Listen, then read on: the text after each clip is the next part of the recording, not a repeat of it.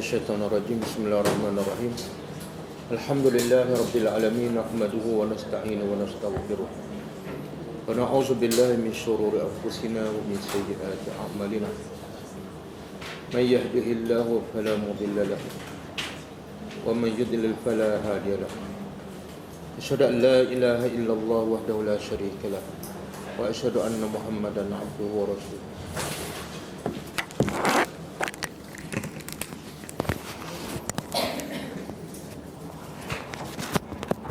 Alhamdulillahi rabbil alamin, wassalatu wassalamu ala asyrafil anbiya wal mursalin wa ala alihi wa sahbihi ajma'in. Allahumma 'allimna ma yanfa'una wanfa'na bima 'allamtana wa zidna ilma. Allahumma ati anfusana taqwaha wa zakkiha anta khairu man zakkaha anta waliyuha wa maulaha. Rabbi yassir wa la tu'assir, Rabbi tammi bil khair, amma ba'du. InsyaAllah kita sambung tadabbur surah Al-An'am ayat 124. Sebelum tu kita tengok pengajaran ayat yang lepas, 122 kan? Pengajaran ayat 122. A'udzubillahi minasyaitonirrajim. Awaman kana maitan fa ahyaynahu wa ja'alna lahu nura yamshi bihi fin nasi kama mathaluhu fi dhulumati laysa bi kharijin minha kadzalika zuyyina lil kafirina ma kanu ya'malun. Maksudnya, adakah sama orang yang mati lalu kami hidupkannya, iaitu hidupkan hatinya, dan kami jadikan untuknya cahaya yang dia berjalan dengannya bersama manusia, sama seperti orang yang dalam kegelapan-kegelapan yang tidak akan keluar daripadanya. Demikianlah dihiaskan kepada orang kafir amalan-amalan yang mereka lakukan. Pengajarannya, pertama,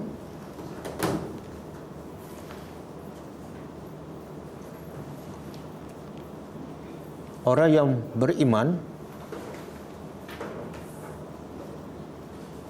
adalah orang yang sentiasa hidup hatinya.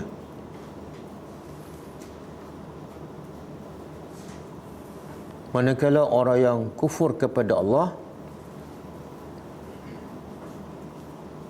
orang yang sentiasa mati hatinya, walaupun fizikanya nampak hidup.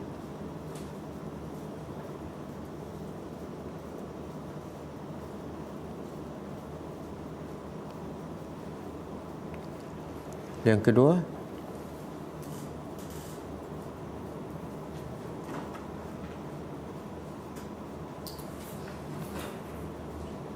sesiapa yang beriman kepada Allah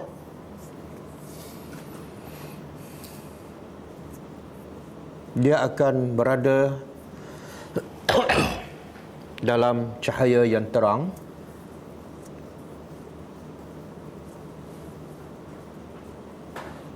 dan dipandu oleh hidayah Allah.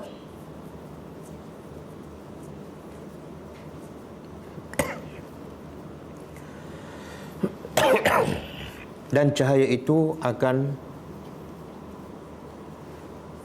menjadi penghalang kepadanya daripada melakukan kemungkaran dan maksiat.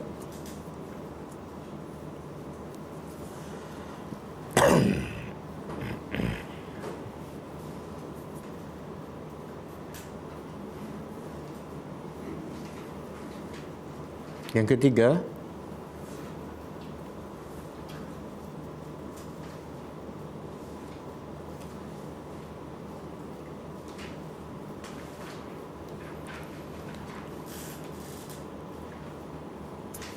orang yang beriman akan sentiasa mentaati Allah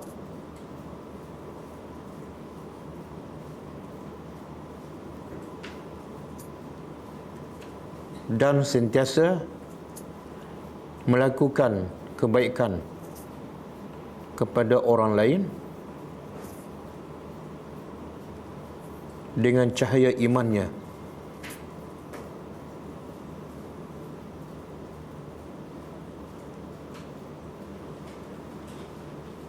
Yang keempat,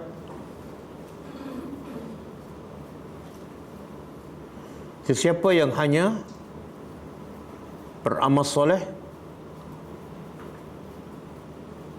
dan mentaati Allah untuk dirinya sahaja, maka iman dan cahayanya belum lengkap dan sempurna.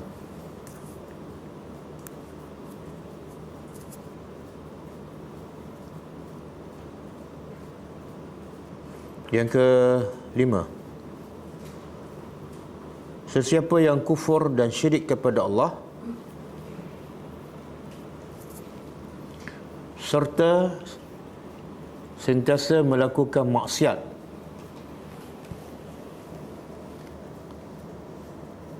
maka dia sentiasa berada dalam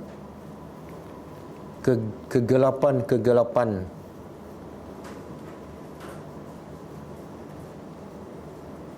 yang sangat sukar untuk dia keluar daripadanya.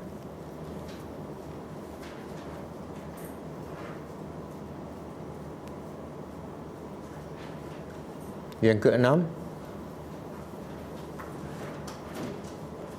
syaitan dan hawa nafsu akan sentiasa menghiaskan kepada orang-orang yang kufur kepada Allah amalan yang buruk dirasakan baik.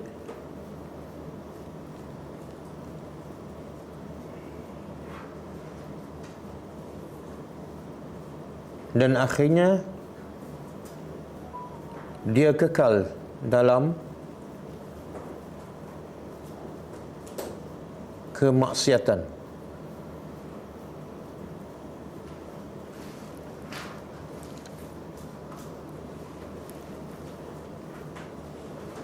Ayat 1, 2, 3. A'udzubillahi minasyaitonir rajim. Wa kadzalika ja'alna fi kulli qaryatin akabira mujrimiha liyamkuru fiha wa ma yamkuruna illa bi anfusihim wa ma yash'urun. Maksudnya, dan demikian itulah kami jadikan pada setiap negeri pembesar-pembesar yang melakukan kejahatan untuk menipu daya manusia dan menyesatkan mereka. Dan sebenarnya mereka tidaklah menipu kecuali diri mereka sendiri dan mereka tidak sedar. Pengajaran yang pertama, sunnatullah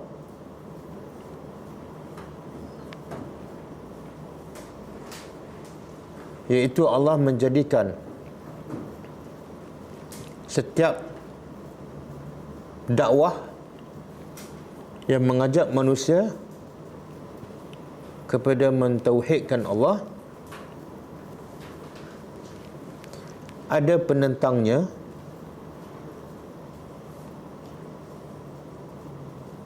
dan penentang yang paling jahat dan bahaya ialah pemimpin-pemimpin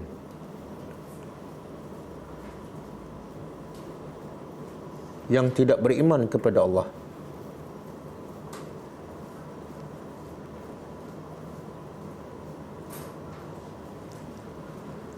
Yang kedua,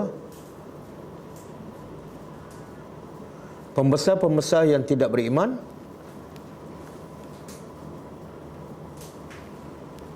akan menjadikan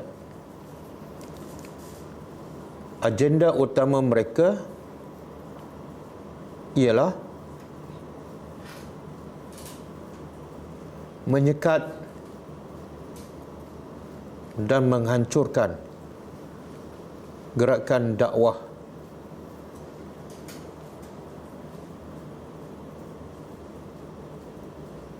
yang akan mengembalikan manusia kepada Tuhannya.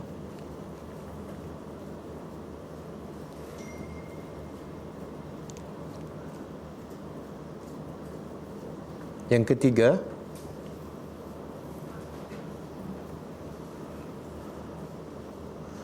semua perancangan jahat musuh-musuh Islam, khususnya pemimpin-pemimpin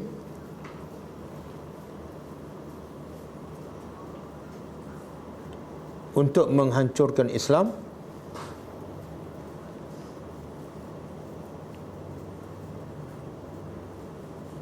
akhirnya akibat buruknya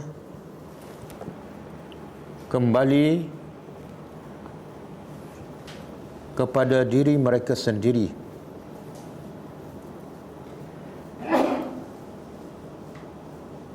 Iaitu mereka hina di dunia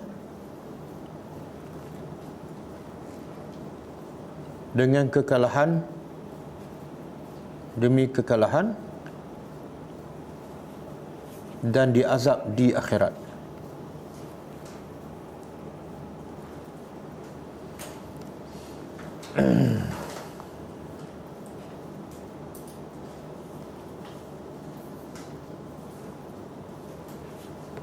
Okey, kita sambut tadabbur ayat seterusnya.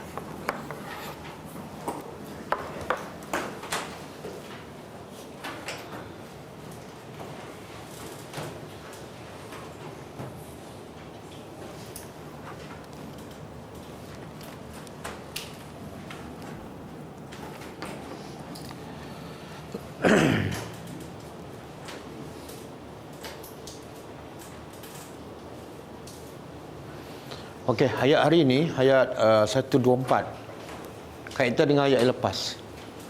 Kalau ayat yang lepas, Allah menceritakan tentang orang-orang kafir ni sebenarnya orang yang mati hatinya, dan mereka sentiasa dalam kegelapan. Manakala orang beriman, walaupun apa keadaan mereka tetap dalam cahaya.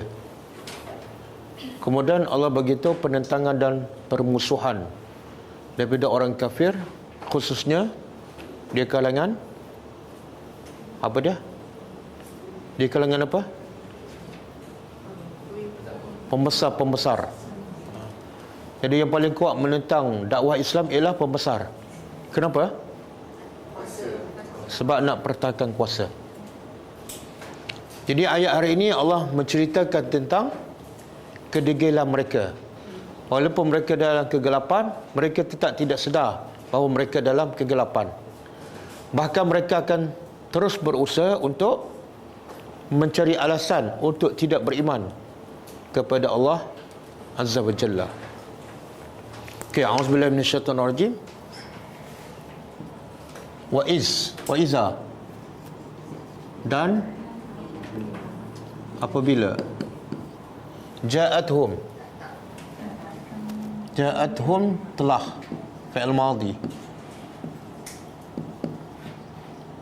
telah datang kepada mereka. Siapa mereka ni? Semua orang-orang kafir, khususnya pembesar-pembesar. Apabila telah datang pada mereka ayatun, tanda. Nakirah ni makna dia umum. Apa-apa tanda kebesaran Allah. Bila datang apa-apa tanda je kebesaran Allah kepada mereka, apa reaksi mereka? Qalu, mereka berkata, lan nu'mina. Lan apa dia? Tidak sekali-kali. Nu'mina, kami beriman. Nu'mina tu fi'il apa? Ada belajar besar tak? Fi'il mudhari' kan? Biasa fi'il mudhari' ni baris apa? Baris depan ke atas ke bawah? Ada ikut kelas bahasa Arab saya? Apa dia? Nu'minu. Baris depan kan? Tapi sekarang baris atas. Kenapa? Nu'mina. Tak, kami dia tak memberi kesan pada baris. Tengok sebelum dia apa dia? Lan. Lan tu dia panggil harfun nasbin. Bila masuk lan, dia akan menjadikan fi'il mudhari' yang berbaris depan menjadi baris atas. Sebelum ada lan, nu'minu, baris depan. Bila masuk lan jadi nu'mina. Okey. Jadi lan ni makna apa? Kami tidak sekali-kali beriman. Hatta sehingga. Nukta ni kami diberi, sehingga kami diberi. Misla seperti. Ma'utiya seperti apa yang. Utiya fi'il madhi, apa yang telah diberi. Rasulullah. Rasul. Biasa kita jumpa Rasulun, kan? Sekarang Rasul. Jadi apa beza antara dua perkataan ni? Yang ni ra baris atas, ra sulun, dan ada waw. Yang ni ra baris depan, rul, dan tidak ada waw. Yang mana jamak? Ni jamak ni. Plural. Yang ni mufrad, seorang. Jadi kalau seorang, rasul, seorang rasul. Kalau ramai, tengok keunikan bahasa Arab. Kalau seorang ada berapa huruf? 1, 2, 3, 4. Kalau ramai, berapa huruf? Semakin ramai, semakin kurang huruf. Boleh? Bahasa Melayu? Kalau seorang rasul, kalau ramai, gandakan perkataan. Gandakan perkataan. Ustaz, ayat ni nak ceritakan tentang bangsa kafir tu kan? Terpakai tak untuk pemimpin? Boleh dah? Boleh? Terpakai juga? Terpakai. Kalau perangai serupa, terpakailah. Sama tak perangai? Sama tak? Dia sebenar, semua ayat Al-Quran sesuai untuk semua. Dia untuk orang kafir, walaupun asalnya turun pada orang kafir, tapi pengajaran untuk siapa? Untuk orang Islam. Supaya apa? Supaya orang Islam jangan jadi macam orang kafir. Kalau tak ada pengajaran ni, mungkin kita rasa dah okey, rupa-rupa perangai sama je. 2 kali 5 10. Okey. Jadi apa yang seperti apa yang telah diberi kepada rasul-rasul, kepada kalau terjemah bahasa Melayu apa dia? Utusan Allah. Okey. Setakat ni apa yang Allah nak sampaikan? Ataupun apa yang pembesar Quraisy, pembesar yang kafir nak bagi tahu? Alasan tak nak beriman. Dia kata bila datang, tengok ayat, bila datang pada mereka bukti. Mana bukti dah ada tak? Dah jelas. Sepatutnya jangan minta lah, sebab bukti dah ada dan dah jelas. Kalau dia minta sebelum datang bukti, okey. Tapi Allah nak beritahu mereka ni sebenarnya tak nak beriman. Buktinya apa? Bukti dah datang, dah jelas. Alasan. Tapi mereka masih beralasan. Apa alasannya kali ni? Dia pula nak dapat. Kami tak akan beriman kepada Muhammad sehinggalah kami diberi sebagaimana diberi kepada Mana apa tu? Dia nak samakan diri dia. Kami dengan Muhammad sama je.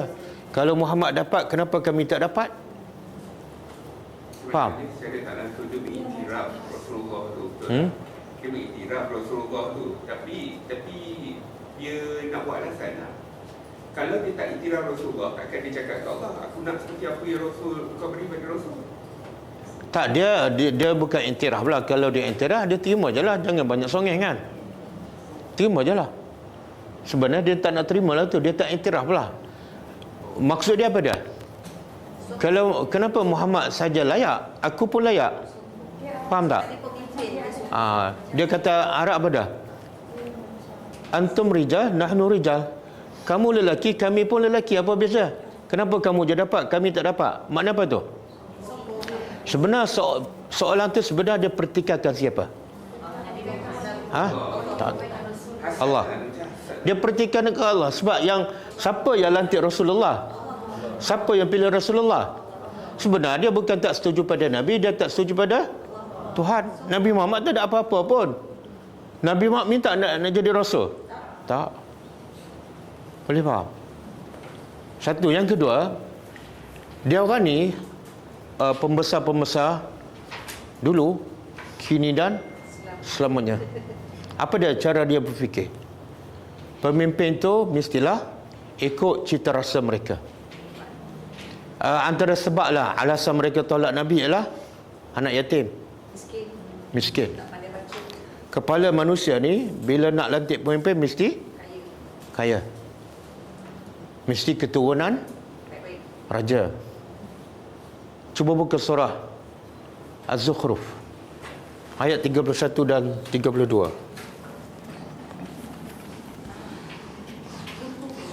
Zukhruf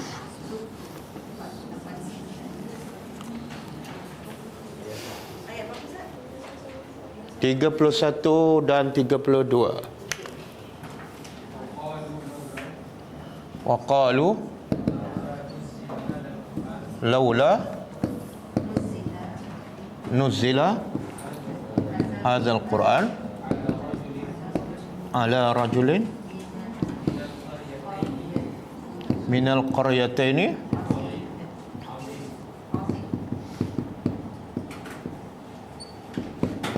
apa tu?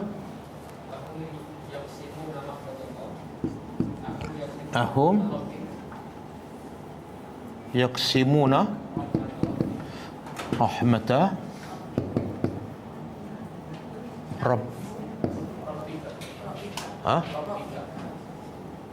Rabbika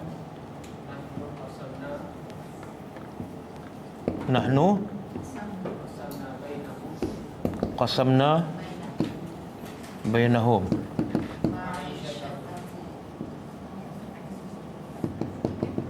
ma'isyatahum fid dunya. Dah. Okey. Cuba terjemah. Waqalu, dan mereka telah berkata, laula. Mereka ni siapa? Orang Quraisy. Quraisy Mekah. Tengok Allah nak bagi tu pemikiran pembesar Mekah. Sama tak dengan pemikiran pembesar sekarang. Waqalu, mereka berkata, laula, jikalau, ataupun alangkah baiknya jikalau nuzila, diturunkan hazal Quran ini kepada siapa? Ala rajulain, ke atas lelaki, minal qaryataini, daripada dua negeri. Apa maksud dua negeri? Mekah dan Taif. Dan lelaki itu adalah azimun, orang yang hebat, kaya. Ada pendapat mengatakan Mekah Al-Walid ibn al-Mughirah, pembesar Mekah dan juga orang kaya. Ada juga mengatakan Utbah bin Rabi'ah. Dan daripada Taif saya lupa nama. Makna apa tu? Dia kata kenapa Quran tak turun pada pembesar yang kaya, yang ada kedudukan?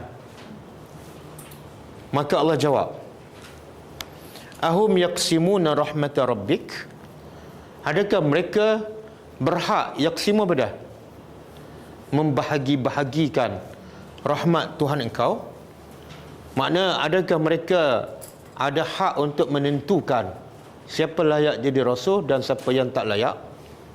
Tapi di sini Allah kata membahagikan rahmat Tuhan engkau. Rahmat Tuhan engkau tu apa makna dia? Sekarang dia pertikaikan apa ni? Rasulullah, anak yatim, orang miskin. Maka Allah kata, adakah patut kamu nak bahagikan rahmat Tuhan engkau? Sedangkan isu dia adalah tentang siapa Rasul. Tapi di sini Allah tak sebut Rasul, Allah sebut rahmat Tuhan engkau. Pengajarannya apa? Pengajarannya ialah Rasul tu bawa benda yang lebih mahal daripada harta, iaitu rahmat. Pemikiran manusia apa dia? Nak harta. Kalau pemimpin mesti berharta. Sebenarnya Allah nak bagi lebih besar, lebih penting daripada harta, iaitu rahmat. Betul? Kenapa rahmat lebih penting?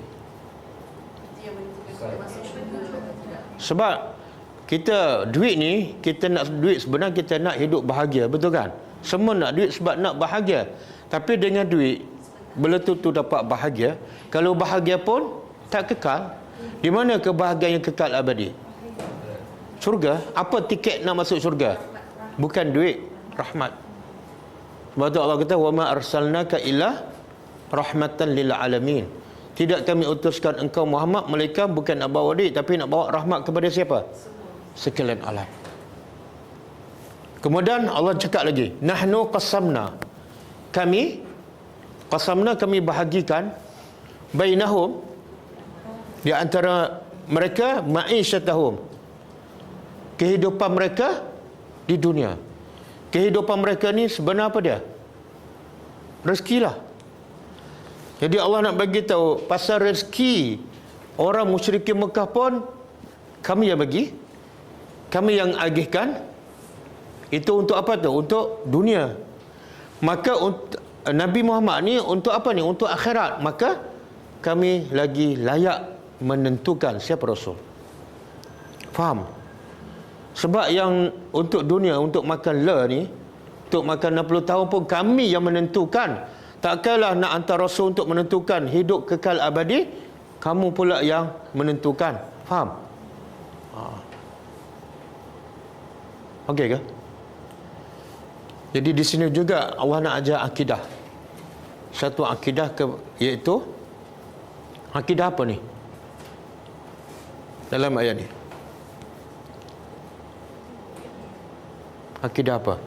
Yang sebab orang tak jelas akidah ni, ramai yang bergaduh, bunuh-membunuh, jatuh-menjatuh, khianat-mengkhianati, sebab tak faham akidah ni.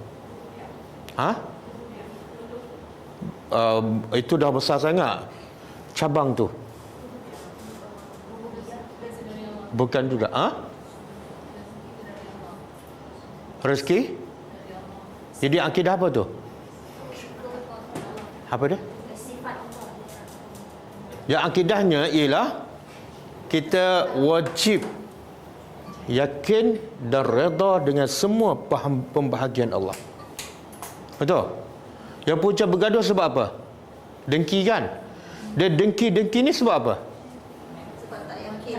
Tak setuju dengan Allah bagi. Allah bagi pada kawan tu kaya. Kenapa aku miskin? Tak setuju, gaduh. Betul? Jadi Allah nak beritahu, tugas membagi ni ialah tugas kami. Tugas kamu apa dia? Redha aja. Sebab aku lebih tahu siapa yang dah patut jadi kaya, siapa yang patut jadi miskin. Kalau semua jadi kaya, apa jadi? Tak ada orang bersyukur. Kalau semua jadi kaya, semua nak kaya kan? Allah pun perkenalkan semua Allah jadi kaya. Apa jadi? Siapa nak cuci rumah kita? Sebab semua kaya, betul tak? Siapa nak siram pokok kita? Siapa nak pandu kereta kita? Siapa nak buat rumah? Betul kan? Musibah besar. Tolong buat rumah saya. Tak ada, saya memang dah kaya pun. Ada jual kuih? Tak ada, saya tak buat kuih, saya memang dah kaya pun. Akhirnya mati kebuluran. Faham tak? Kalau Allah jadikan semua miskin, pun masalah juga. Betul? Jadi Allah kata, kami yang membahagikan sama ada dalam bab dunia, lebih-lebih lagi bab akhirat. Sebab tu orang beriman paling tenang hidupnya.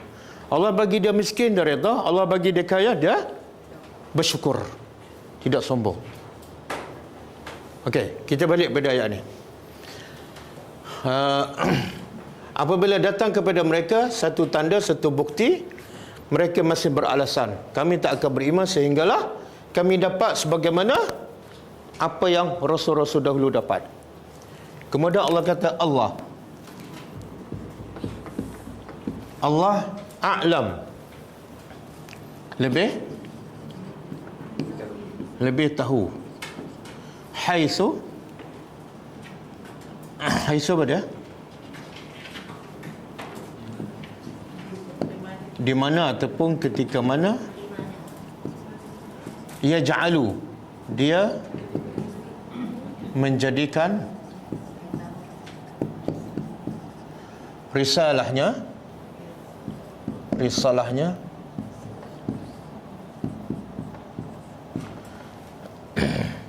okey. Apa maksud ni? Apa maksud? Dia mula-mula orang musyriki pemesan minta apa? Syarat kami beriman kena bagi wahyu macam bagi pada rasul. Maka Allah jawab apa? Jawapan Allah lebih tahu siapa yang layak menjadi rasul. Maknanya bila Allah tak pilih Abu Jahal, makna Allah nak bagi tahu Abu Jahal memang tak layak. Allah tak pilih Abu Lahab sebab Allah tahu Abu Lahab memang tak layak. Satu. Yang kedua, Allah nak bagi tahu kelayakan menjadi orang beriman, menjadi rasul, yang paling asasnya apa dia? Bukan harta, bukan pangkat, tapi hati yang bersih dan ilmu. Sebab tu Nabi Muhammad bila turun Al-Quran, Nabi terima tak sepenuhnya. Jadi kelayakan paling asas untuk menjadi pemimpin ialah hati yang bersih, akhlak yang mulia, ilmu yang bermanfaat.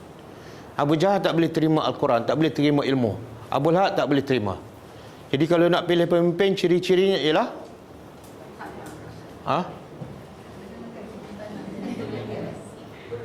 tengok parti ke, tengok lambang ke, tengok apa? Ini dekat pilihan raya ni. Berapa sebelah hari bulan? 18 November. Jangan ambil cuti undi. Hari Sabtu. Kita kelas Jumaat kan? Boleh buat kelas lagi Itu kempen yang terakhir lah. Okey. Jadi nak pilih pemimpin, apa dia? Ciri-cirinya. Mana kita nak tahu hati pemimpin ni macam ni, pemimpin ni macam ni? Tapi kalau kira ilmu, kita rasa kita lebih banyak ilmu kok. Sebab kita belajar tadabbur, dia orang tak belajar kan? Patut dia orang pilih kita kan? Cuba buka surah Al-Baqarah. Pasal kisah Talut. Page terakhir sebelum juzuk yang kedua. Sebelum juzuk yang ketiga. Kisah Talut.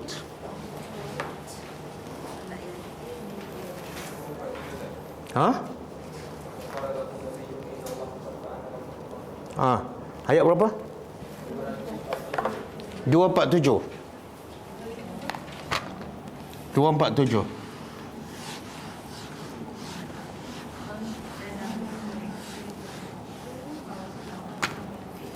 Innallah wa qala Rasul kan? Wa qala lahum nabiyuhum innallaha qad ba'atsa lakum qalut malika. Kemudian qalu anna yakunu lahu al-mulk alaina wa nahnu ahaqqu bil mulk minhu wa lam yu'ta sa'atan minal mal. Qalu qala innallaha istafa alaikum wa zadahu bastatan fil ilmi wal jismi wallahu yu'ti mulkahu man yasha. Okey, ini ciri-ciri pemimpin yang patut kita pilih. Waqal, ketika Bani Israel minta kepada nabinya, carilah untuk kami seorang raja untuk kami berperang. Mana nabi itu atas lagi. Kalau berperang dia ada bawah pada nabi, iaitu raja. Maka nabi pun beritahu pada Bani Israel. Waqala lahum nabiyuhum, nabi mereka memberitahu kepada Bani Israel apa yang minta tu. Innallah, sesungguhnya Allah telah mengutuskan untuk kamu Talut sebagai raja. Mana siapa yang minta ni? Bani Israel. Dan Nabi pun bagi tahu Talut ni sebagai raja, siapa yang pilih? Allah. Nabi tak kata okey aku pilih Talut, tak, Allah yang putuskan. Kemudian qalu, apa reaksi Bani Israel setelah Nabi bagi tahu raja yang kamu minta Allah dah tetapkan, iaitu Talut? Apa reaksi Bani Israel? Qalu, mereka berkata, anna yakunu lahul mulk, macam mana dia boleh jadi raja ke atas kami? Tak diminta kan? Itu perangnya Bani Israel. Sedangkan wa nahnu ahaqqu bil mulki minhu, sedangkan kami lebih berhak menjadi raja daripada Talut. Itu kata ahli tafsir, sebab bagi mereka keturunan. Talut ni bukan keturunan pemimpin, kami ni keturunan pemimpin. Jadi ciri-ciri pertama pemimpin bagi Bani Israel ialah mesti keturunan. Kemudian yang kedua, walam yu'ta sa'atan minal mal. Yang kedua, Talut pula tidak ada harta yang banyak. Macam mana nak jadi pemimpin? Betul tak? Dari segi logik, nak jadi pemimpin kena ada duit lah. Sebab pemimpin kena buat banyak projek kan. Projek sekolah, jalan raya. Duit tak ada, macam mana nak settle masalah rakyat? Betul? Logik tak? Oh betul. Okey, apa jawapan Nabi? Apa jawapan Nabi kepada Bani Israel? Innallah, sesungguhnya Allah istafa alaikum, Allah telah pilih ke atas kamu, untuk kamu Talut. Jadi bukan aku pilih, Allah pilih. Bila kamu pertikam, makna kamu pertikam siapa? Allah. Kemudian Nabi bagi tahu ciri-ciri pemimpin yang Allah pilih. Wa zadahu bastatan fil ilmi. Talut ni ada kelebihannya, ialah dia ilmu yang luas. Asas yang paling penting jadi pemimpin ialah ilmu. Ilmu apa ni? Ilmu agama ke ilmu pentadbiran? Yang paling asasnya ilmu agama. Yang kedua ilmu pentadbiran lah. Kalau ada ilmu saja, ilmu agama saja, tapi ilmu pengurusan tak boleh kan? Jadi menteri, lepas tu duk cukur budak yang baru lahirkan. Ada masalah yang boleh besar lagi. Kemudian yang kedua, wal jismi, dan badannya mesti kuat. Satu ilmu, yang kedua badan tu mesti kuat. Jangan ambil yang dah tua sangat kan.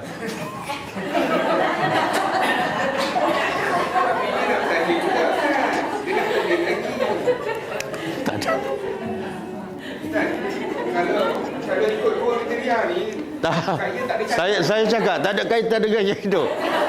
Saya hanya menghuraikan ayat Al-Quran. Jangan salah faham. Kita tak tahu nama apa. Tapi kalau ikut dua kriteria ni, tak ada lah calon. Tak ada lah calon. Kalau tak ada, ambil yang kurang sikit. Dia kurang sikit. Takkanlah semua calon jahil. Bukan. Boleh termasuk yang bukan Islam? Itu nanti kita bincang kemudian.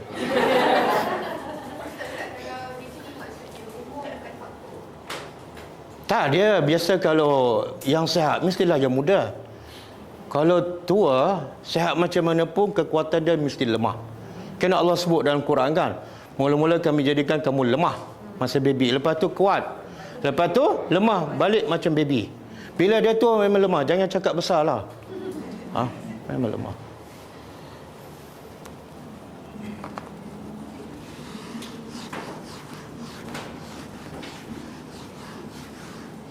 Okey. Jadi kewajipan kita, wajib kita redha dengan apa yang Allah tetapkan.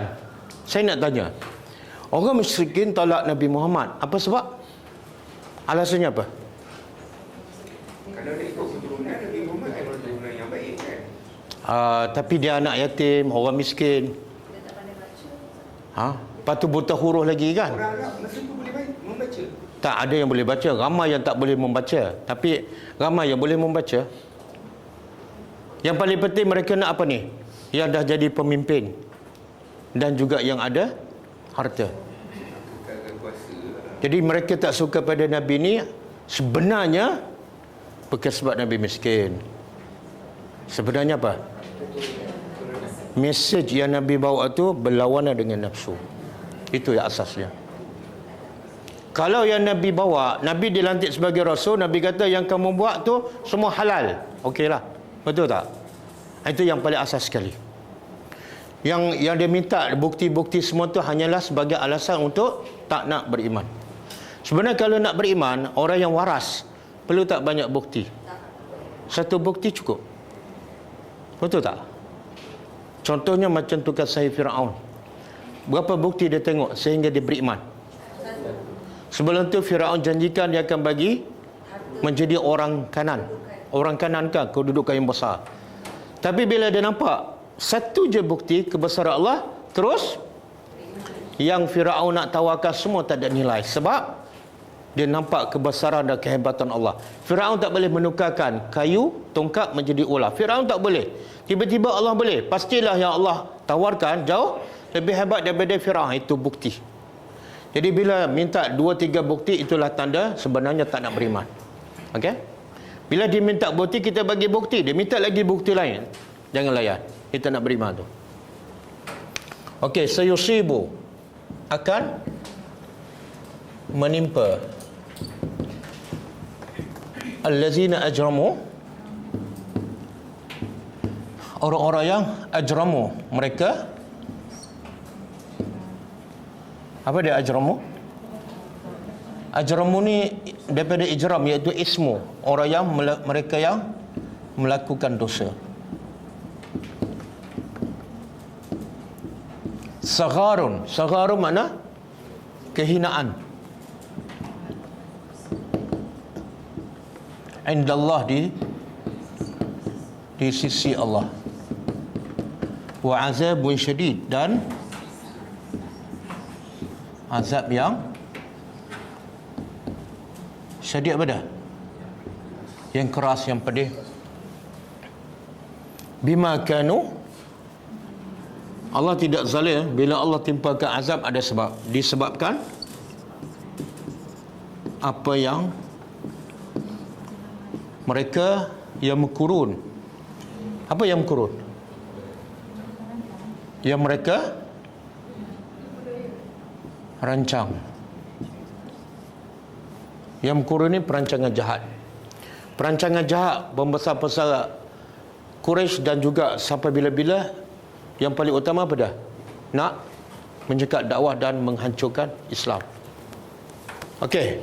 Jadi kepada orang ni Allah kata ada dua balasan. Pertama apa dah? Sagharun.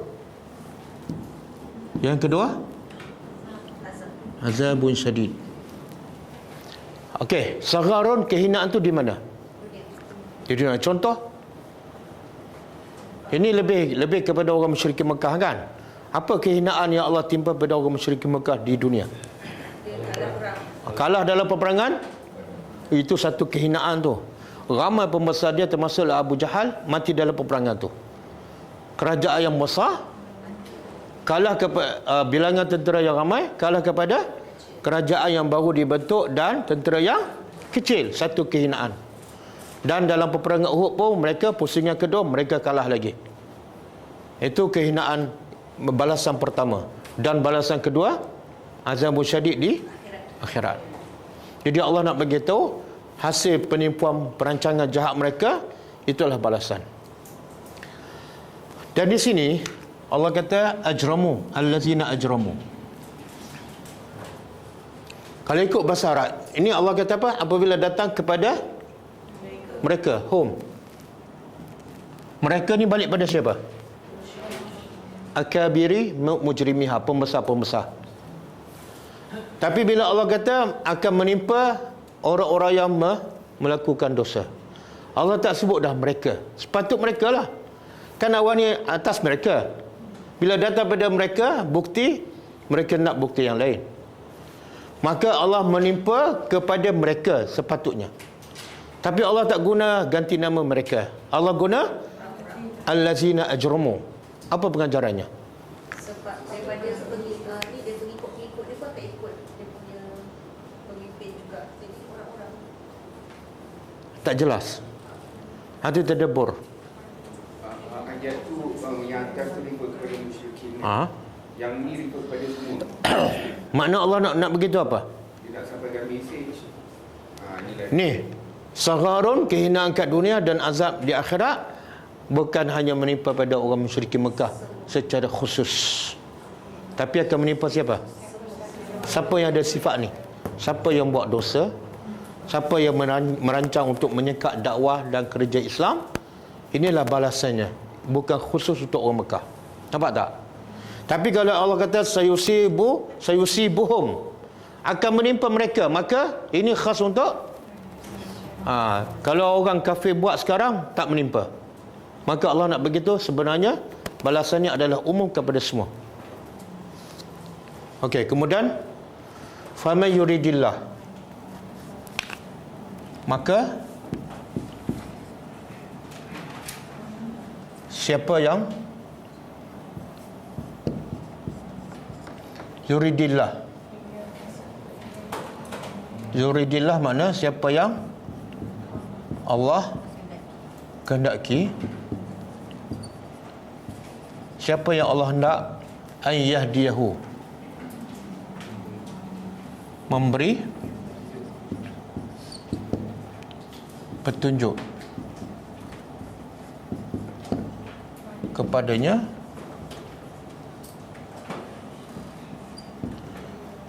siapa yang Allah nak bagi petunjuk, apa Allah akan buat padanya? Kita semua mencari petunjuk, Allah kan mencari hidayat. Tapi apa tanda bila kita dapat hidayat? Apa tanda? Apa dia? semua perintah Allah kita buat, Kita amalkan. Okey.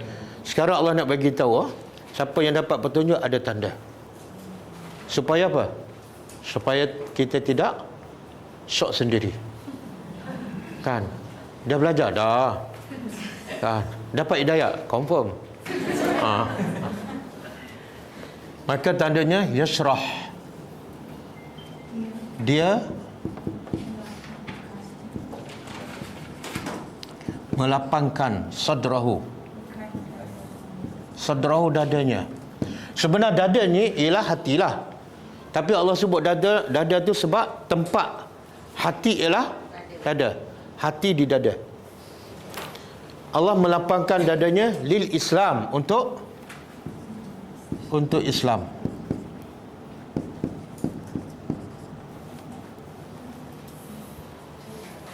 Apa maksud?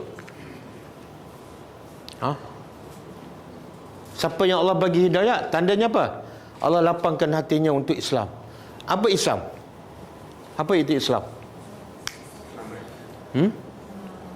Islam ialah semua yang Allah perintah, semua yang Allah larang. Dan Allah kata, ya ayyuhallazina amanu udkhulu fis silmi, wahai orang beriman, masuklah ke dalam Islam semua sekali. Jadi tanda orang tu dapat hidayah ialah hatinya lapang. Lapang ni ahli tafsir mengatakan rasa mudah, rasa seronok nak buat apa saja perintah Allah. Dengar aja terus sami'na wa ata'na, bukan mulut aja. Ramai orang cakap sami'na wa ata'na 3 tahun tapi tak buat lagi. Ini bila dengar aja terus buat. Sebab apa? Allah dah lapangkan, Allah dah permudahkan. Ustaz ni sama dengan yang ayat lepas tu yang Ustaz bagi. Ayat surah Az-Zumar Az-Zumar. ayat 22. Macam sahabat Nabi saya pernah beritahu kan, bila Allah haramkan arak, apa jadi? Dia terus Itu yashrah sadrahu, dia tak ambil masa. Bila Allah turun ayat hijab, apa jadi pada isteri-isteri sahabat? Itu dilapangkan dada. Dia tak tangguh. Kalau tangguh besok je, bukan jenis tu. Belum dapat hidayah. Saya bukan tak nak berubah, tapi belum sampai masa confirm tak dapat hidayah. Boleh faham?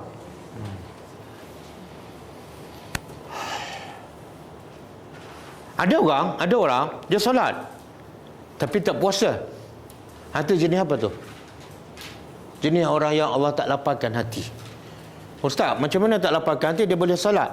Dia solat, bila dia solat tapi tak puasa, makna dia solat tu kerana nafsu. Sesuai dengan nafsu. Sebab itulah apa faedah Allah pelbagaikan ibadat. Ada puasa, ada zakat, ada solat, ada haji, ada sedekah. Kenapa Allah pelbagaikan? Boleh tak Allah jadikan ibadat ni satu je, iaitu solat? Boleh tak? Boleh je. Kenapa Allah perbagaikan? Ha? Apa dah?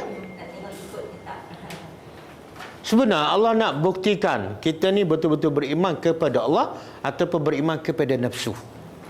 Ada orang yang mudah solat. Sebab apa? Tak kena keluar duit. Betul? Lepas tu solat kat rumah. Tapi bila bab zakat, kedekut. Maka Allah jadikan satu ibadat zakat. Nak test. Ada orang boleh keluarkan zakat sebab dia jutawan.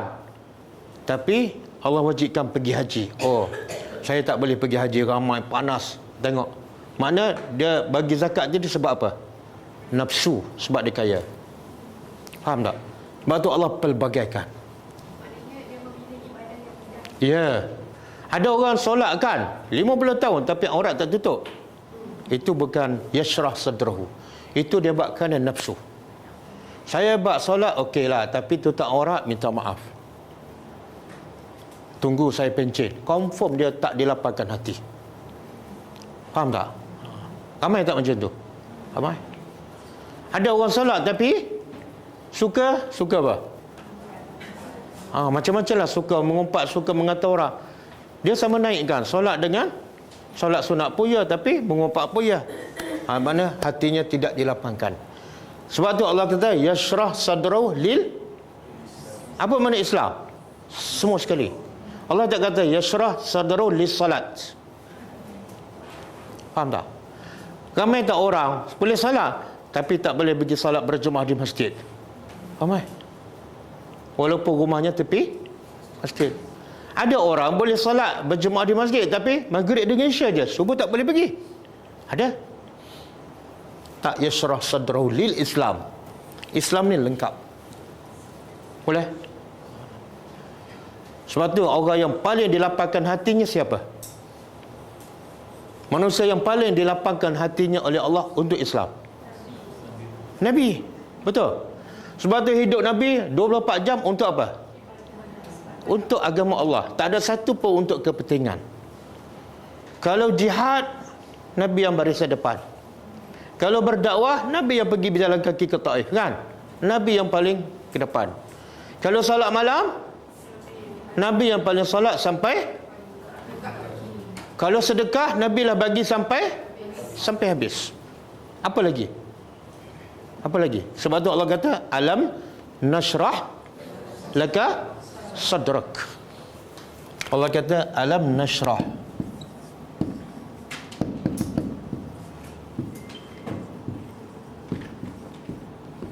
Ni nikmat. Saya pernah bagi kuliah subuh masa kat Kelantan ni. Nikmat yang paling besar yang Allah sebut pada Nabi apa dah? Bukan duit, bukan rumah besar, bukan rumah lapang. Alam nashrah laka sadrak. Sesungguhnya kami telah lapangkan hati engkau. Oh, nikmat. Lapang hati ni untuk apa? Mana Nabi lah paling taat pada Allah. Sebab semua perintah Allah menjadi mudah bagi Nabi. Apa saja Nabi perintah. Allah kata, okey, lepas kamu dakwah secara rahsia 3 tahun, sekarang pergi ke Bukit Safa. Panggil semua orang Quraisy dan cerita kamu adalah Rasul. Besar tak risiko? Besar. Tapi Nabi pergi tak? Kenapa? Alam nashrah laka sadrak. Dan sebab itulah Nabi Musa bila nak berdakwah, apa doanya? Apa doa Nabi Musa bila nak pergi berdakwah pada Fir'aun? Kenapa nak pergi berdakwah dan minta lapangkan hati? Kita bila baca doa tu, Rabbi syrah li. Nak belajar kan? Tapi berdakwah tak pernah pun. Nabi Musa baca doa masa nak. Kenapa? Sebab dia nak mesej yang nak disampaikan kepada Fir'aun biar jelas. Dan dia tak ada rasa takut, rasa gementar. Kalau tak, rugi. Rugi dia dan rugi Fir'aun. Betul tak? Inilah nikmat yang paling besar ni. Berapa ramai yang diberi kesihatan, rumah besar tapi tak boleh bangun malam. Betul? Sebab apa? Hatinya. Kita tengok bahagian kedua. Kalau tak dilapangkan hati, apa hasilnya? Waman dan siapa yang yurid, siapa yang dia iaitu Allah kehendaki an yudillahu, untuk menyesatkannya. Yaj'al sadrahu, dia iaitu Allah menjadikan sadrahu, dada juga. Yang tu pun dada, yang ni pun dada. Tapi dua yang berbeza. Dadanya, yang tu Allah lapangkan. Yang ni Allah jadikan dadanya apa? Dayiqan. Dayiqan, sempit. Harajan asyaddu dhiq, lagi sempit. Yang ni sempit, yang ni lagi sempit. Dia terjemah apa tu? Sesak. Sempit lagi.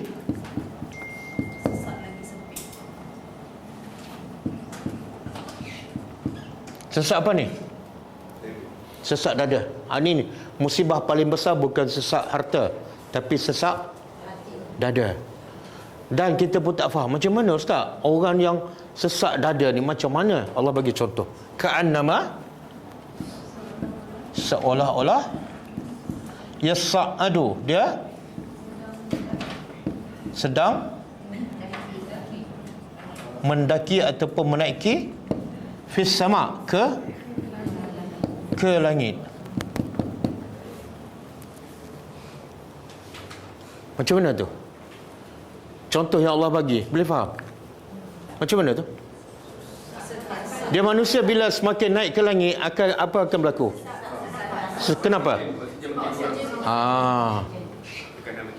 Betul kan? Waktu lah kalau naik kapal terbang, kita buka tingkap, apa jadi? Boleh mati kan? Tak boleh nak menyawa. Jadi Allah nak bagi tahu orang yang kalau tak dilapangkan dada, lawan dia sempit. Ustaz, saya tengok orang tak salat okey je bernyawa. Tak. Maksud dia ialah Allah sempitkan dada. Bila datang perintah Allah, tak boleh. Itu sempit dada tu. Boleh tak kamu baca doa ni? Oh, minta maaf lah, saya bab doa ni tak main lah. Sempit dada. Jom kita pergi kelas. Tak apalah, lapan pencet. Sebenarnya itulah sempit. Dia tak boleh nak bayangkan. Dia pergi kelas, duduk tak boleh. Ini bukan jenis saya. Faham tak? Itu sempit dada. Tapi dia sedar tak? Tak sedar. Bagilah peringatan ke ayat Quran ke hadis, tak masuk. Itu makna dadanya sempit. Bahkan ada tak yang belajar, banyak tahu tapi tak amal. Apa sebab? Yang jenis dilapangkan dada ke dia sempitkan dada? Sempit. Kadang-kadang benda simple je. Contohlah nak bagi senyum kan? Senyumlah sikit. Senyum apa? Awak tahu tak masalah saya? Oh, sempit dada nak bagi senyum. Pada senyum tu ada kos tak? Ada kos tak? Berpeluh tak? Patah tak gigi? Tapi kenapa tak boleh? Dada dia sempit. Tengok orang je, tak boleh ni. Puak-puak ni memang tak boleh pakai. Betul? Suka maki orang, ini dada sempit ni.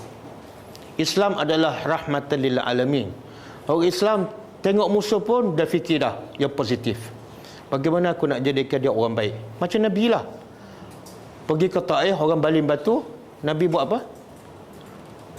Nabi doa lagi. Sebab apa? Nabi hatinya lapang. Kalau hati kita sempit, orang baling batu, kita kata apa? Siap kamu, aku bagi batu lebih besar lagi. Sekarang nampak tak beza?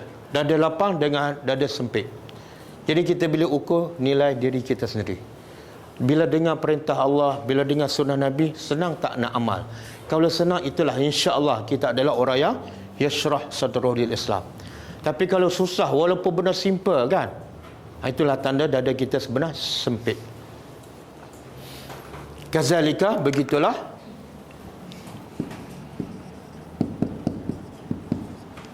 demikian itulah yaj'al, dia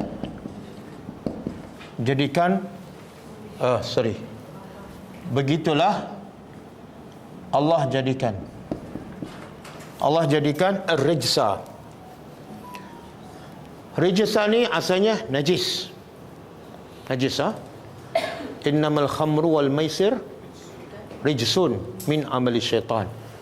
Arak, khamru dan judi, arak dan judi adalah najis.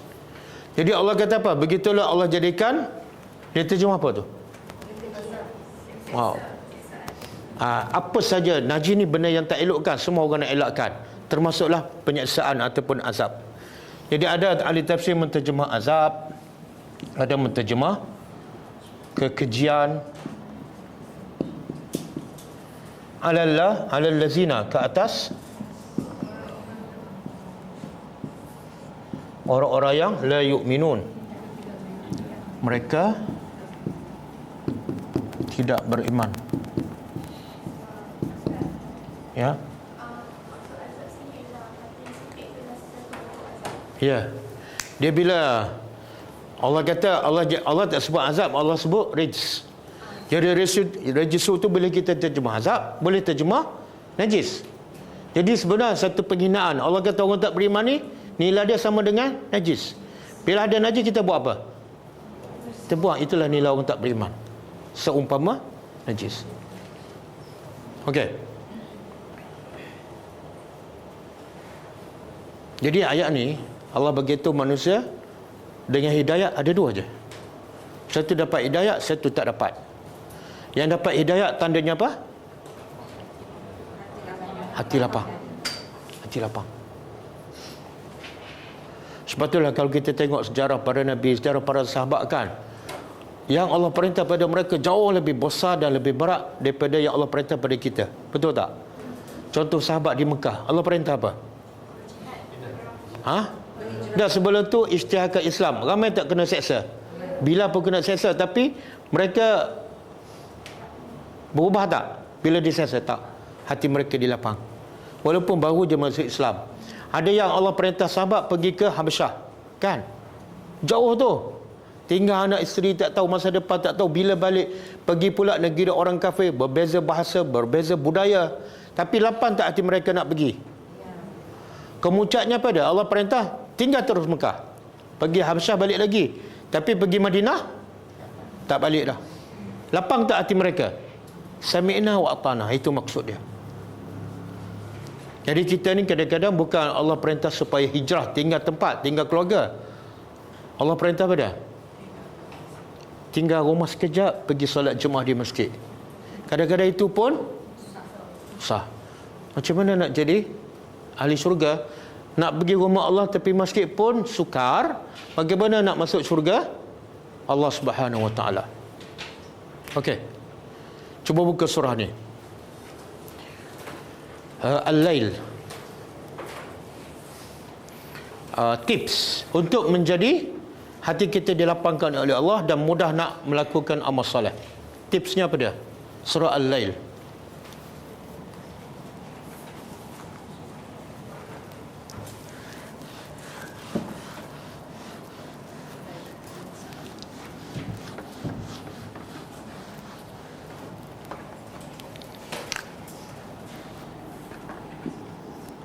Fa amma man a'ta wattaqa wa saddaqa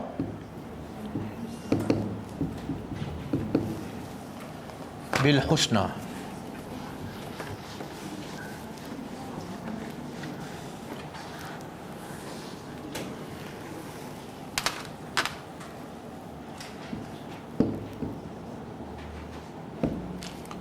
Fasanuyassiruhu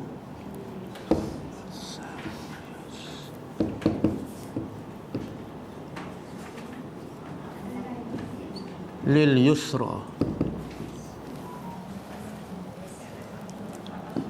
wa amma man bakhila wastaghna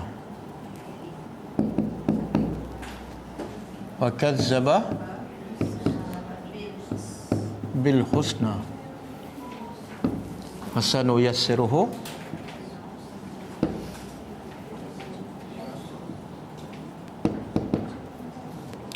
lil usra. Okey, dah. Subhanallah, cantik Al-Quran. Tengok hujung ayat, fa amma man a'ta, kemudian wattaqa. Semua berakhir dengan apa ni? Huruf apa ni? Alif maksurah kan? Wa fa amma man a'ta wattaqa, kemudian wasaddaqa bil husna fasanuyassiruhu lil yusra, wa amma man bakhila wastaghna wa kazzaba bil husna fasanuyassiruhu lil usra. Okey, cuba terjemah. Fa amma, maka adapun, fa amma man a'ta kan? Man a'ta.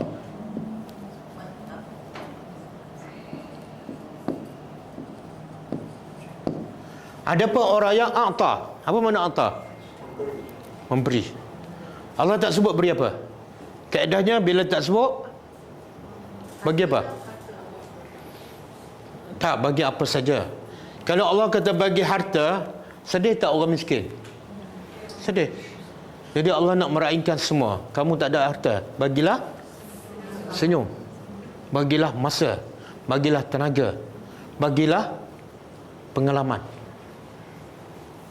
Kemudian dia bertakwa, dia memberi tapi ada sifat takwa. Ada orang memberi dermawan tapi tidak ada takwa, tak termasuk.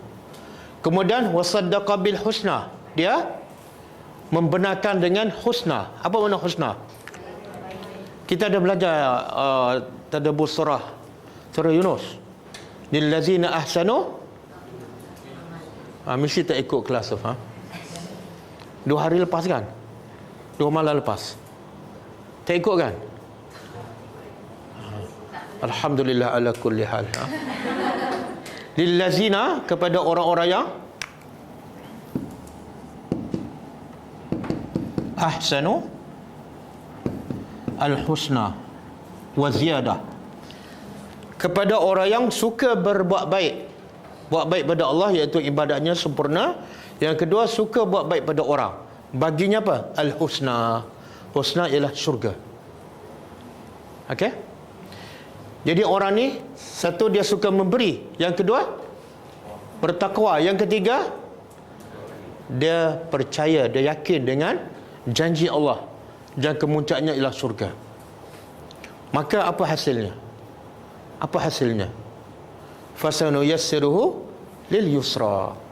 Allah kata kami akan permudahkannya untuk yusra. Apa makna yusra?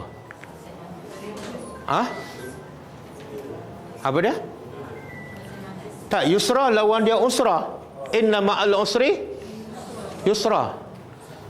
Jadi kalau usra sukar, kalau yusra mudah. Sebenarnya apa maksud yusra di situ? Benar kebaikan. Benar kebaikan tu Allah sifat sebenarnya mudah. Betul kan? Cuma yang susah tu sebab hati sempit. Senyum mudah tak? Zikir subhanallah wa bihamdi subhanallahil azim mudah tak? Mudah je. Solat subuh 2 rakaat, bukan 20. Ramai orang boleh solat tarawih 23, tapi tak ramai yang boleh bangun solat malam 2 rakaat. Menunjukkan sebenarnya ibadat tu mudah. Okey. Jadi bila Allah kata kami kemudahkan untuknya segala amal soleh, itulah makna yashrah sadrahu. Allah lapangkan hati. Cara nak dapatkan lapangkan hati ni, caranya apa? Suka memberi. Jadi kalau kita susah nak beramal soleh, sedekah. Sedekah. Ustaz, hak sedekah tu yang paling susah tu. Kan? Macam mana nak bagi mudah sedekah? Tengok turutan ayat ni. Satu dia memberi, yang kedua dia bertakwa, yang ketiga sebenar kalau ikut turutan, yang mana dulu? Yang mana dulu? Yakin, yang mana? Yang ni. Lepas tu bila dia yakin, dia bertakwa. Bila bertakwa,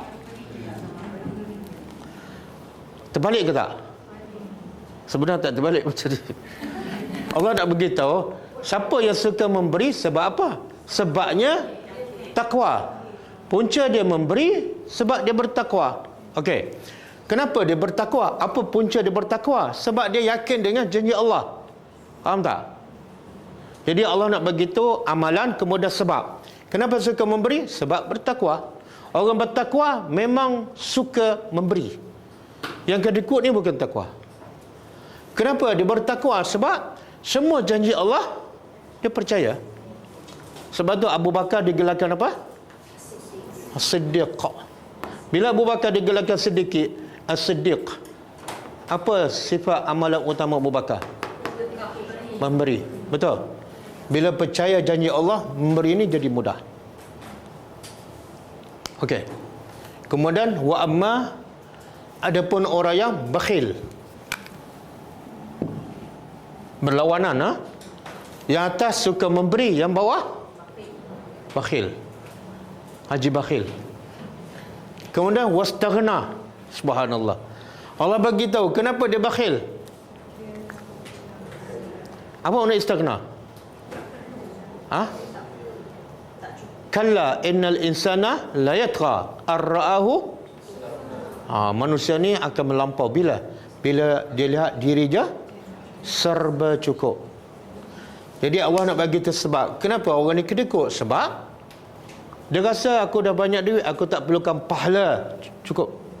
Buat apa pahala, aku dah banyak duit. Jadi punca kedekut ialah dia rasa dia tak perlukan apa-apa sebab duit dah banyak.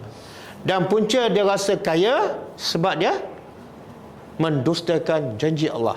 Dia kata akhirat ni tak ada semua ni, karut. Faham? Maka kesannya apa? Wasanu yassiruhu lil usra. Kami akan memudahkannya untuk buat usra tu ialah maksiat. Mudah je nak buat maksiat.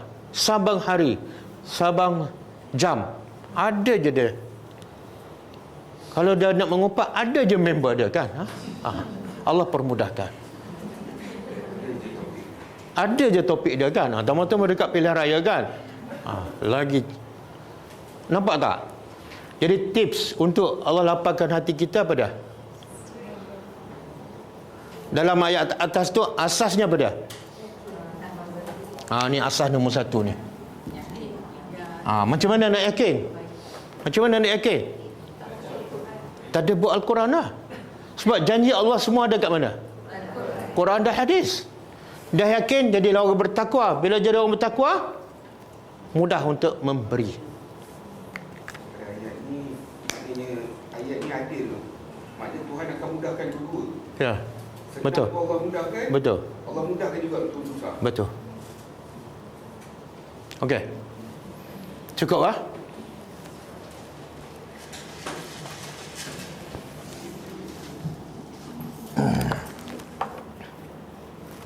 Dah baca buku ni?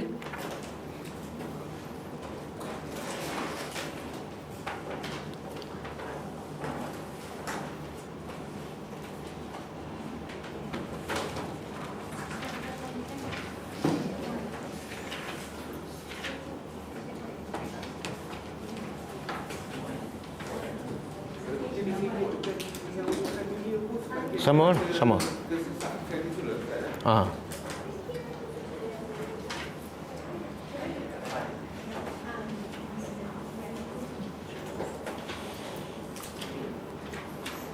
Okey, boleh baca ke? Kita sampai kat mana dah? Surat 16.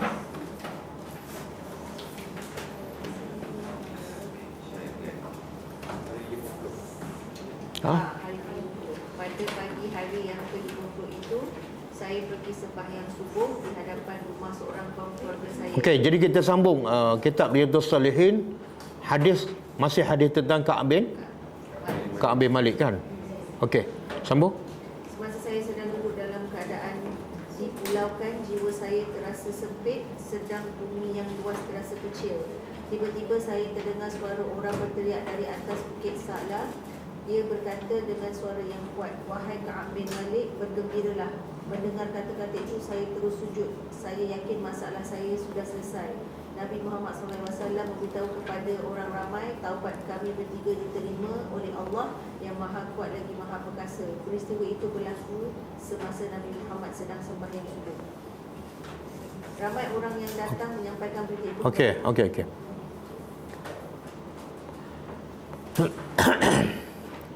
Dia hari ke-50, sambungan yang lepas kan?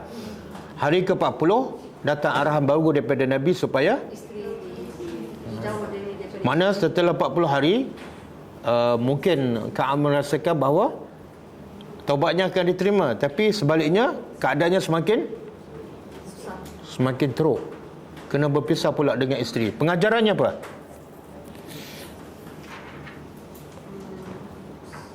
Macam hari itu, kalau orang beriman macam itulah, ikut je lah. Pengajarannya ialah bila Allah sayang pada seseorang, Allah ujiannya semakin dia beriman, semakin besar ujiannya.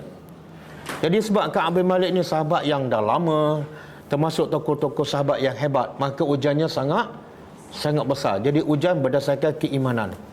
Jadi 40 hari tak cukup, bersama isteri tak cukup, kena jauhkan daripada isteri. Sebab nilai iman 3 orang sahabat ni terlalu tinggi.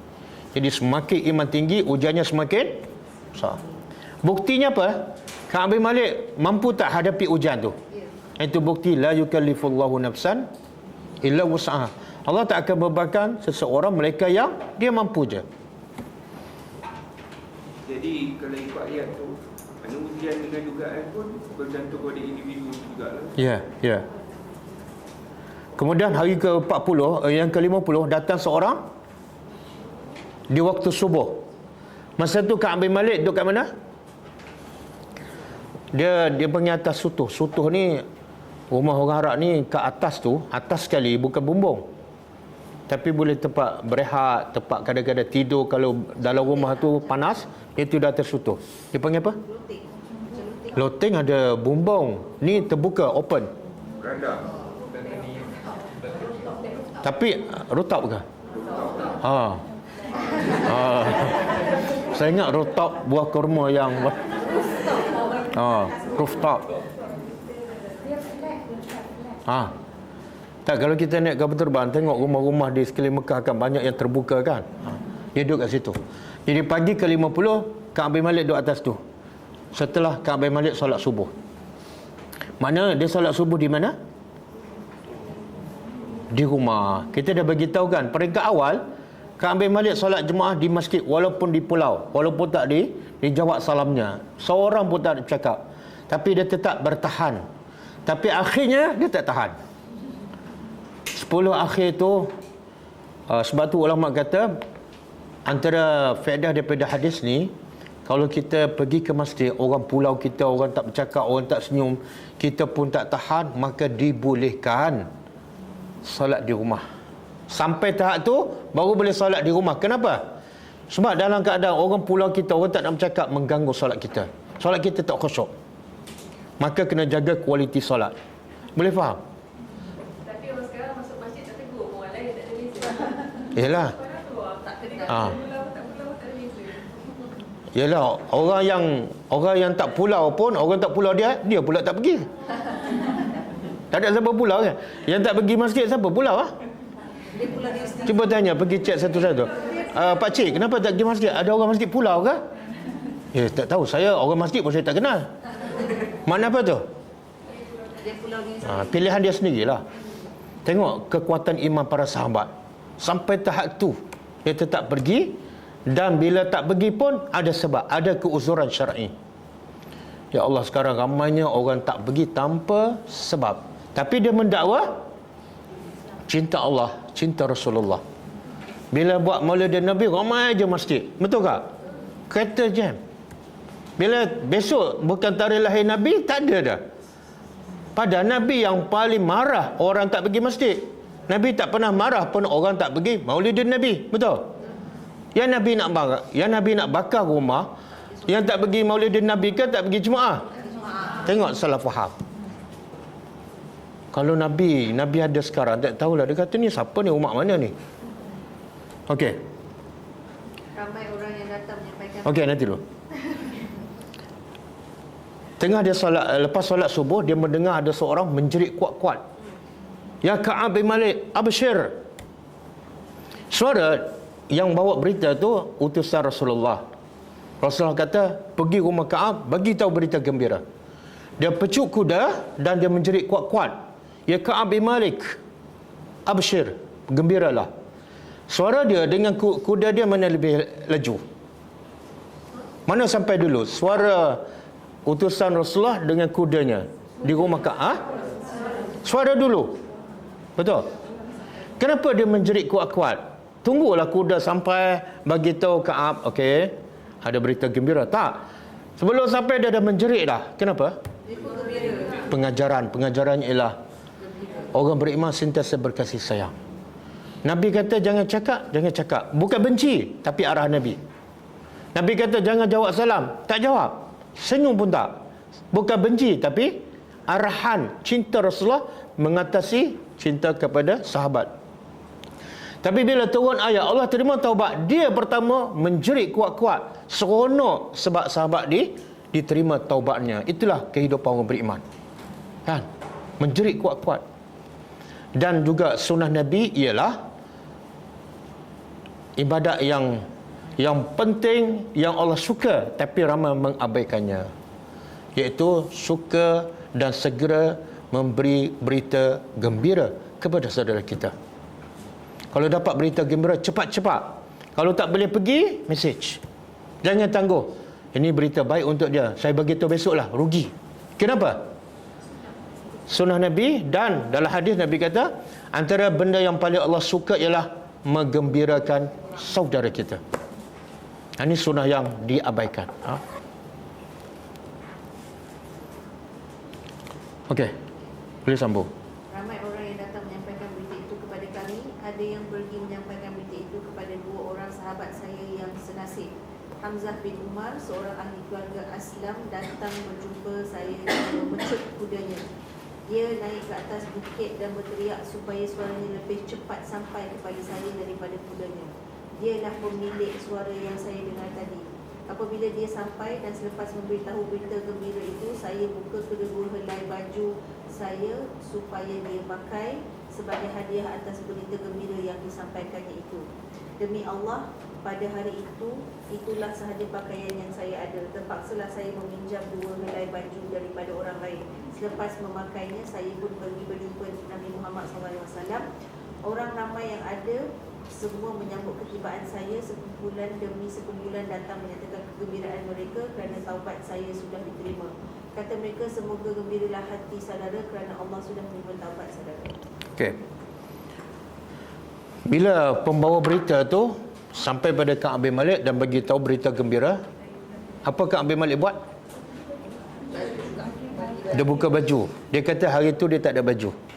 Ada yang ridak bahagian atas dan izar bahagian bawah. Dia buka, dia pinjam baju jiran. Dia pinjam baju jiran, dia pakai. Baju yang dia pakai, dia bagi pada pembawa berita tu. Maka sunnah Nabi apa? Bila orang bawa berita gembira pada kita, sunnah Nabi bagi hadiah. Kita pula gembirakan dia. Tak ada, kalau tak ada sangat nak bagi apa pun, jazakallahu khaira. Itu sunnah tu. Satu sunnah. Yang kedua doa, jazakallahu khairan. Semoga Allah membalas kebaikan kamu, bawa berita gembira. Kita jarang, masyarakat kita secara umum lah, jarang sebut jazakallah khairan kan. Biasa dia sebut apa? Thank you. Kan? Terima kasih. Dia tambah lagi. Terima kasih daun keladi. Kalau boleh, Apa maksud bagi lagi. Ha? Apa maksud dia? Apa maksud? Jazakallah, semoga Allah membalas kepada kamu khaira, Kebaikan. kebaikan. Kalau saya cakap dalam bahasa Melayu, sama tak nilai pahala dia? Tak sama. Tak sama. Sebab Nabi orang Arab, Nabi tak pernah cakap Melayu. Tak ada. Tapi dari segi maksudnya sama kan? Maksud sama, tapi kalau kita baca yang Nabi baca, kita dapat dua pahala. Satu, pahala doa. Yang kedua, betul-betul ikut sunnah Nabi dalam bahasa Arab. Dah, entah nak doa tu, ada buku yang kami tulis. 72 doa dan zikir harian ada dalam tu. Buku pakai harga RM4.5. RM4.5 tapi dapat 72 doa. Ustaz, bawa fizikal tak? Ha? Apa buku tu? Okey, insya-Allah minggu depan saya bawa. Kalau Ada.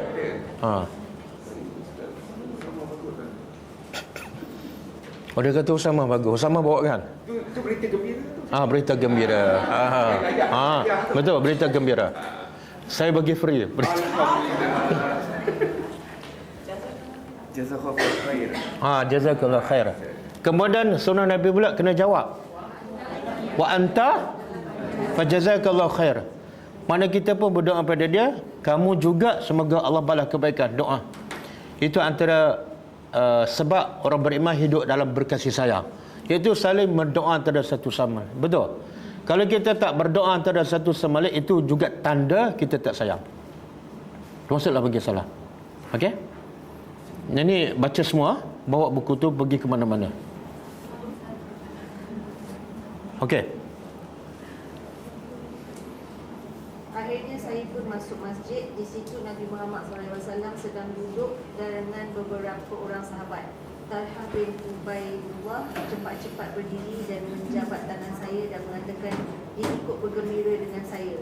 Demi Allah, hanya Talha seorang saja daripada golongan muhajirin yang bangun berdiri. Oleh sebab itu saya tidak akan menunjukkan Talha dalam peristiwa itu. Subhanallah. Masa Ka'ab bin Malik, bila dia dapat berita, dia buat apa? Pertama, dia buka baju dia ambil pinjam baju jiran, dia buka baju dia bagi hadiah kan. Jadi kalau orang bagi berita gembira pada kita, bagilah apa-apa, pen ke, telefon ke kan. Duit ke pun boleh. Duit pun boleh lah. Lepas tu dia terus ke masjid. Kenapa ni? Nak dengar sendiri daripada mulut Rasulullah. Dan yang kedua, sebab dia dah rindu lama tak bagi salam, Nabi tak jawab salam. Berita gembira kan. Bila sampai masjid, semua sahabat yang ada kat situ ucap tahniah. Semua berkebut dengan ucap tahniah. Itu juga tanda sunnah Nabi. Bila sahabat kita gembira, kita kena ucap tahniah. Apa ucapannya? Apa-apa je, barakallahu fik. Apa-apa. Sebab tidak ada ucapan khusus. Semoga Allah berkati kamu, semoga Allah beri istiqamah pada kamu, itu ucapan tahniah. Kemudian dia kata, masa aku duduk dekat Nabi, ada seorang sahabat daripada muhajirin, nama dia Talha. Talha ni bangun, terus datang ke dia, ucap tahniah. Jadi dia kata dalam ramai-ramai sahabat, seorang je bangun ucap tahniah, yang lain ucap tahniah tapi tak bangun dah. Faham tak? Jadi dia kata, aku tak akan lupa sahabat ni. Sebab apa? Sebab Talha tu bukan setakat ucap tahniah, bangun datang jumpa aku. Maknanya lagi bagus sunat ialah kita pergi jumpa dia, berjabat tangan dan ucap tahniah. Okey. Sekarang telefon kadang-kadang menjarakkan kita dengan saudara kita kan. Okey. Ka'ab berkata lagi, semasa saya mengucapkan salam kepada Nabi Muhammad Sallallahu alaihi wasallam, wajah beliau berseri-seri kerana gembira. Kemudian beliau berkata, bergembiralah atas kedatangan hari yang paling baik semenjak saudara dilahirkan oleh ibu saudara. Saya bertanya, wahai Rasulullah, adakah itu datang daripada Tuhan sendiri ataupun datang daripada Allah? Okey, dah. Bila dia datang jumpa Rasulullah, macam mana wajah Rasulullah? Berseri-seri. Sebelum tu selama 50 hari ha? Tak senyum. Tak senyum, tak jawab, macam tak ada perasaan. Body jeling je. Kan? Ka'ab jeling pada Nabi, Nabi langsung tak senyum. Adakah Nabi benci pada Ka'ab? Tak. Sebab apa? Perintah Allah. Nilai dia. Tapi bila Allah terima je taubat, berubah. Kadang-kadang kita dibawa perasaan kan. Bila kawan tu buat jahat, kita masam 10 hari. Lepas tu dah dimaafkan, kita masam lagi, geram sangat pada muka. Betul tak? Kita tak boleh nak ikut perintah Allah A to Z. Betul? Kadang-kadang campur dengan perasaan. Nabi dan sahabat tak. Bila turun perintah Allah, tamat waktu pemulauan. Tamat waktu tak jawab salah. Semua balik asal. Itu sami'na wa ata'na. Kemudian Ka'ab bin Malik tanya Rasulullah, taubat ni adakah daripada engkau ataupun daripada Allah? Tengok soalan. Kenapa Ka'ab bin Malik tanya tu? Pentingnya Dia Allah. nak datang daripada Allah. Dia nak benda ni. Apa beza kalau taubat tu Nabi bagi wahyu pada Nabi, Allah bagi wahyu pada Nabi, bukan ayat Quran yang turun. Tapi Nabi baca dalam bentuk hadis. Yang kedua, Allah turun wahyu Al-Quran sendiri yang menyatakan Allah terima taubat. Yang mana lebih baik? Kenapa? Kenapa? Al-Quran ni takkan ada boleh Sebab kalau Allah yang turunkan wahyu, makna apa? iktirafan. Semua orang akan baca kisah Ka'ab bin Malik dan taubat yang diterima. Dan siapa yang baca kisah Ka'ab bin Malik, dia akan dapat pahala satu huruf 10 pahala. Faham tak? Dan kisah itu akan dibaca sampai bila-bila. Berbeza dengan hadis. Hadis mungkin orang baca, mungkin tak kan? Dan tak ada pahala. Ini kalau dalam Quran, termaktub dalam Quran, orang beriman pasti akan baca sampai bila-bila. Dan baca kisah Ka'ab dapat pahala. Itu dia tanya, ni daripada engkau wahai Rasulullah ataupun daripada Allah? Sebab dia nak, kalau boleh daripada Allah. Nabi jawab apa? Bukan yang maha kuat lagi maha perkasa. Nabi Muhammad itu apabila beliau berhati gembira, wajah berseri seperti bulan purnama, kami semua tahu hal itu. Tak jawab kan? Nabi jawab kan? Bukan daripada saya. Bukan daripada Nabi kata bukan daripada saya. Makna daripada Allah. Yang maha kuat dan maha perkasa. Nabi Muhammad itu apabila beliau berhati gembira, wajahnya berseri seperti bulan purnama, kami semua tahu hal itu. Selepas saya duduk di hadapan beliau, saya pun berkata, wahai Rasulullah, percayalah bagi membuktikan. Nabi sebut satu benda tadi. Dia kata, absyir ya Ka'ab, gembiralah. Iaitu hari ini adalah hari yang terbaik sejak engkau dilahirkan. Faham tak? Itu berita gembira. Kenapa Nabi kata hari terbaik?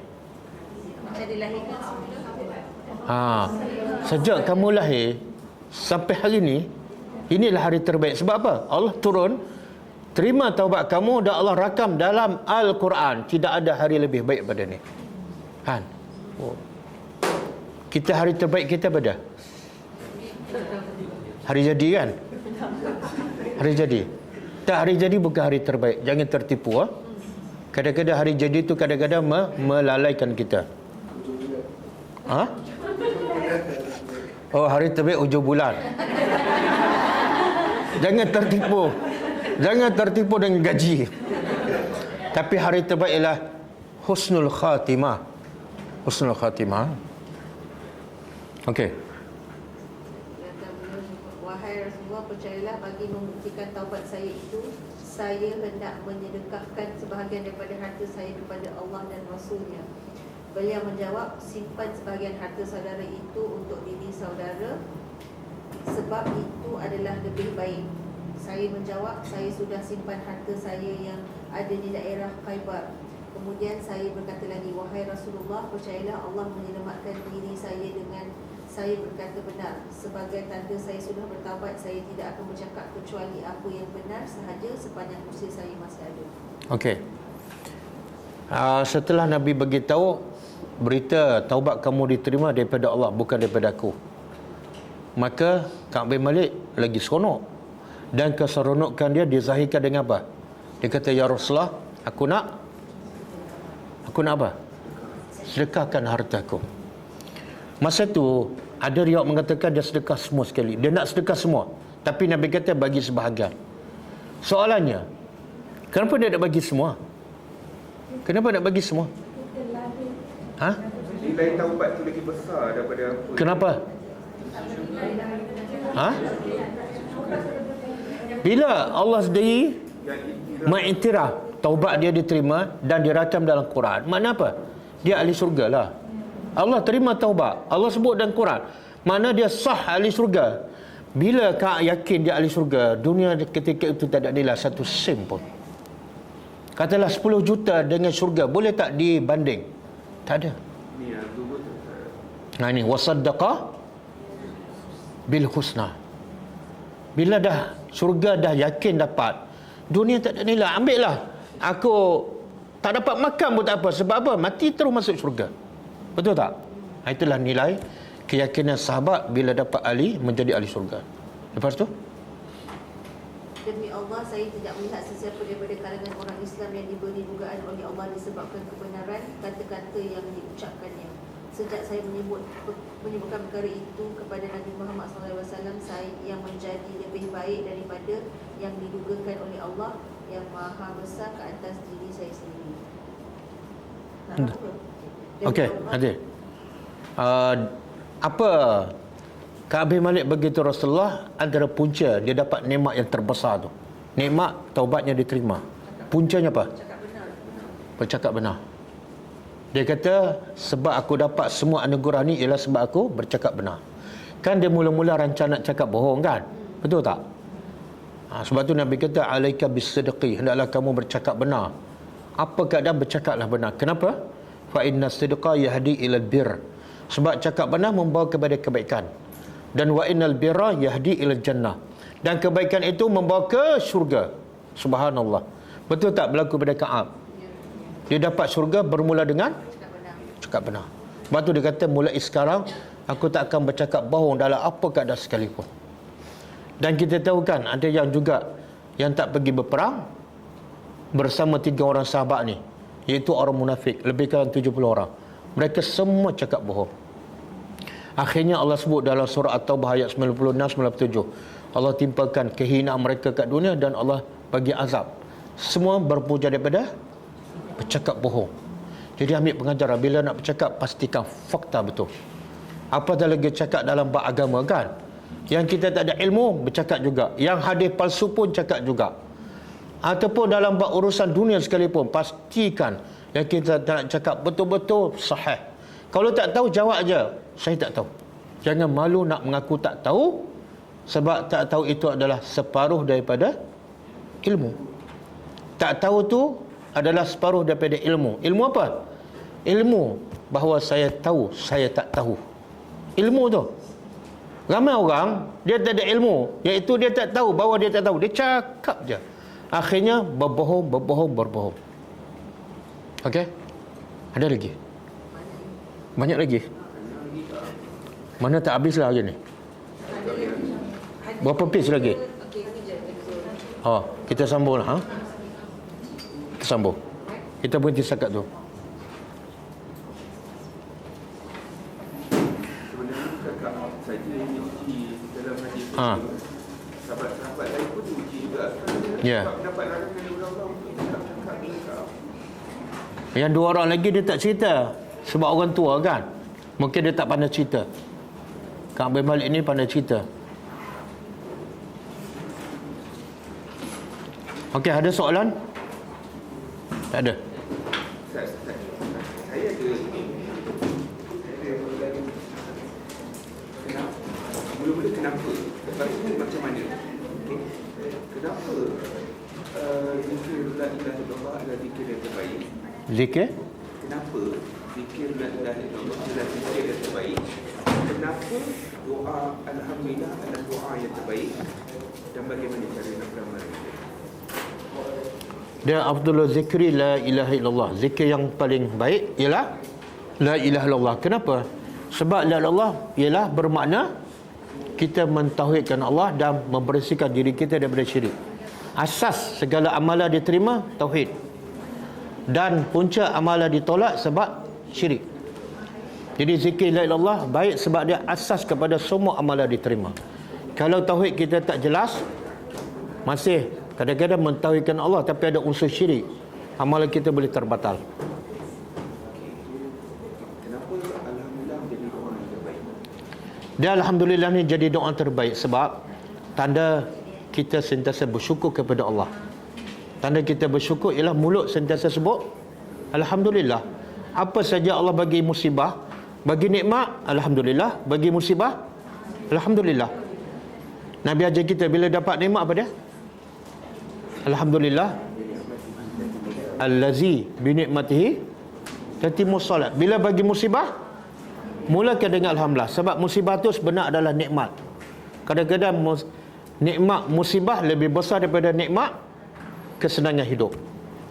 Sebab biasanya yang mengembalikan manusia pada Allah nikmat kesenangan ke nikmat kesusahan? Kesusahan. Kalau setiap masa kita fikir alhamdulillah, itu cara beramal dengan doa pula kan? Macam mana fikir la ilaha illallah tak? Adakah semata-mata lepas solat saja atau Kata dia zikir terbaik la Allah, tapi lagi terbaiklah ikut cara Rasulullah. La ilaha illallah bila dibaca lepas solat, kalau lepas subuh 10 kali, lepas maghrib 10 kali. Cara pun kena ikut cara Nabi. Okey. Entah minggu lepas ada janggut kan? Ini insya-Allah jangan cukur. tak cukup pun? Oh tak cukur, apa tu? Saya nipis sedikit. Oh nipiskan. Tak apa. Semoga kita masuk dalam orang yang di yashrah sadrahu. InsyaAllah. Saya doakan entah sentiasa mudah untuk buat kebaikan. Termasuklah simpan janggut. Okey, kita tutup dengan membaca tasbih kafarah. Subhanakallahumma wa bihamdika asyhadu an la ilaha illa anta astaghfiruka wa atubu ilaik. Assalamualaikum warahmatullahi wabarakatuh. كتاب الله ترق جنانه وتنى العظيم